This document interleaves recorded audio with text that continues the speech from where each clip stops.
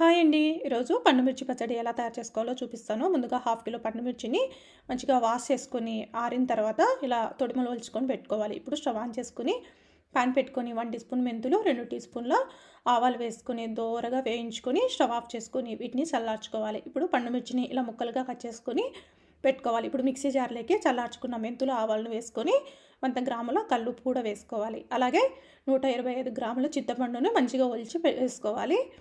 ఇప్పుడు అలాగే గ్రైండ్ చేసుకున్న తర్వాత కట్ చేసుకున్న పండు మిర్చిని కూడా వేసుకొని ఇలా గ్రైండ్ చేసుకున్న తర్వాత ఇందులోకి 1 టీ స్పూన్ పసుపు, పావు కప్పు వెల్లుల్లిపాయలు వేసుకొని మరీ మెత్తగా కాకుండా కచ్చాపచ్చగా గ్రైండ్ చేసుకొని ఇలా బౌల్లోకి ట్రాన్స్ఫర్ చేసుకొని ఒకరోజు ఊరబెట్టుకోవాలి.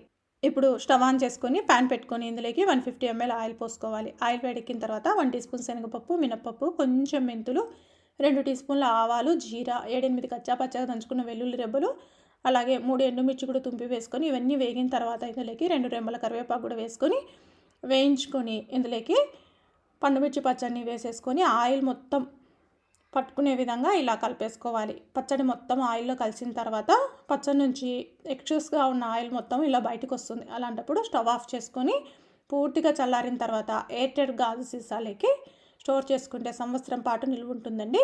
అంతేనండి. Thank you.